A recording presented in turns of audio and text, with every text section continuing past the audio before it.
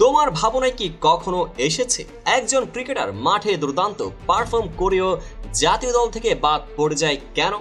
যদি সেই বাদ পড়াটা হয় পরিকল্পিত, আর যদি সেই পরিকল্পনার পেছনে থাকে দলেরই এক সময়ের তারকা, এক কিংবদন্তি। মোহাম্মদ আমির, এক সময় যাকে বলা হতো নতুন ওয়াসিম আকরাম, আজ সেই আমির মুখ খুললেন আর তোপ দাগলেন পাকিস্তানের এক সাবেক কিংবদন্তিকে। এই গল্পটা শুধু ক্রিকেটের না, এটা প্রতিশোধ, রাজনীতি আর ভাঙা স্বপ্নের কাহিনী। এই ভিডিওতে এমন কিছু রহস্যের উদ্ঘাটন হবে যা তোলপাড় ফেলে দেবে ক্রিকেট বিশ্বে।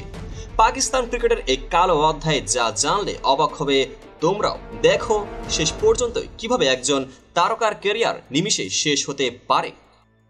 মোহাম্মদ আমির একটা নাম, এক সময় যাকে নিয়ে পাকিস্তান গর্ব করত। 17 বছর বয়সে আন্তর্জাতিক ক্রিকেটে অভিষেক, আর তখন থেকেই তাকে বলা হচ্ছিল ভবিষ্যতের সেরা পেসারদের একজন। তবে হঠাৎই এক নিষিদ্ধ অধ্যায়ের মধ্য দিয়ে তার ক্যারিয়ার থমকে যায়। স্পট ফিক্সিং, পাকিস্তান ক্রিকেটের ইতিহাসের সবচেয়ে কালো অধ্যায়, যেখানে আমির, আসিফ আর সালমান বাট মিলে নষ্ট করেছিল কোটি ভক্তের বিশ্বাস। কিন্তু আজকের গল্প সেই ফিক্সিং কাণ্ড নয়, আজকের গল্প সেই অদৃশ্য ষড়যন্ত্রের, যেটা আমিরের দাবি অনুযায়ী তার ক্যারিয়ার শেষ করে দিয়েছে। আর তার এই অভিযোগ তীরে ছোড়া হয়েছে ওয়াকার ইউনুস এর দিকেই। সম্প্রতি এক বিস্ফোরক সাক্ষাৎকারে আমির বলেন, 90-এর দশকের এক সাবেক ক্রিকেটার আমার ক্যারিয়ার শেষ করে দিতে সর্বোচ্চ চেষ্টা করেছেন। পাকিস্তান দল কোভিডের সময় নিউজিল্যান্ড সফরে গিয়েছিল। 40 জন খেলোয়াড় বাছাই করা হলেও আমার নাম ছিল না। এই কথাতেই সব ইঙ্গিত স্পষ্ট হয়ে যায়। কে ছিলেন কোচ, কে ছিলেন নির্বাচক কমিটির প্রভাবশালী। ওয়াকার ইউনুস পাকিস্তানের 2 দফার হেড কোচ, আর আমিরের মতে তার ক্যারিয়ার শেষ করে দেওয়ার নেপথ্যের কারিগর। আমরা জানি 2010 সালে স্পট ফিক্সিং এর কারণে নিষিদ্ধ হয়েছিলেন আমির, কিন্তু 2016 সালে নিষেধাজ্ঞা কাটিয়ে জাতীয় দলে ফিরেছিলেন, আর তখনও পাকিস্তান দলের কোচ ছিলেন ওয়াকার ইউনুস। তবে সবকিছু কি এতটাই সহজে ছিল? আমিরের অভিযোগ অনুযায়ী দলে ফেরা মানে শুধু পারফর্ম করলে জায়গা পাওয়ার কথা নয়, বরং কেউ কেউ পরিকল্পনা করে তার পথ আটকে দিচ্ছিলেন। তার ভাষায়, ওয়াকার ইউনুস আমার প্রতি বরাবরই বাজে আচরণ করেছেন। একবার তো এমনও হয়েছে, পিএসএল শুরুর আগে জাতীয় দল ঘোষণা করা হয়েছে যেন আমি ভালো খেললেও দলের সুযোগ না পাই। এই অভিযোগ নিছক কাকতালীয় নয়। আমির বলছেন, ওয়াকার ইউনুসকে সবাই জিজ্ঞেস করেছিল আমি ভালো খেলছি, তাহলে কেন আমাকে নিউজিল্যান্ড সফরে দলে রাখা হয়নি?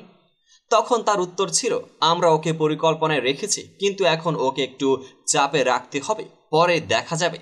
চাপে রাখতে হবে? সত্যি কি এটা একজন কোচের মনোভাব হতে পারে? একজন তরুণ পেসার যাকে একসময় দেশের ভবিষ্যৎ ভাবা হতো, তার প্রতি এমন মনোভাব? এখানে প্রশ্ন ওঠে, এই কি তবে পাকিস্তান ক্রিকেটের ভিতরকার রাজনীতি, যেখানে প্রতিভার চেয়ে বড় হয়ে ওঠে ব্যক্তিগত সম্পর্ক, পুরনো শত্রুতা আর ক্ষমতার খেলা? আমরা জানি ওয়াকার ইউনুস নিজেও কিংবদন্তি, কিন্তু কিংবদন্তি হলে কি কাউকে ধ্বংস করার অধিকার দেওয়া যায়? আমিরের কথায় যদি সত্যতা থাকে, তাহলে এটাই প্রমাণ করে দলের ভেতরে কেউ কেউ নিজের পছন্দ অপছন্দ নিয়ে গড়েন অন্যর ভাগ্য। তবে এই ঘটনার একটাই দিক নয়, আমির নিজেও স্বীকার করেন নিজের ভুল তার ক্যারিয়ারের মোড় ঘুরিয়ে দিয়েছে, কিন্তু পাশাপাশি তিনি মনে করেন তার বিরুদ্ধে হয়েছিল পরিকল্পিত অন্যায়, আর সেই অন্যায়ের পেছনে ওয়াকার ইউনুস ছিলেন বড় একজন চালক। এখন প্রশ্ন, আমরা কি ক্রিকেটারদের শুধু মাঠে দেখি, নাকি তাদের পেছনের যুদ্ধটাও বুঝি? মোহাম্মদ আমির হয়তো আর পাকিস্তান দলে ফিরবেন না, কিন্তু তার এই অভিযোগ পাকিস্তান ক্রিকেটের ভিতরে থাকা অন্ধকার কোণগুলো আলোকিত করে দিয়েছে। আমরা যারা ক্রিকেট ভালোবাসি তারা চাইব এমন ভেতরের রাজনীতির গল্প যেন না হয় আর কোনো উঠতি তারকার জন্য ক্যারিয়ার ধ্বংসের কারণ। এই ভিডিওটি আপনাদের কার কেমন লেগেছে এবং এই বিষয়টি নিয়ে আপনাদের কি মন্তব্য অবশ্যই কমেন্ট বক্সে জানিয়ে দিন। মোহাম্মদ আমিরের এই বক্তব্য আপনারা কিভাবে দেখছেন সেটি অবশ্যই লিখে জানান। এমন সব নিত্য নতুন ক্রিকেট ফুটবলের রোমাঞ্চকর আপডেট পেতে চ্যানেলটিকে সাবস্ক্রাইব করুন, পেজটিকে ফলো করুন। দেখা হবে পরবর্তী আপডেটেড ভিডিওতে।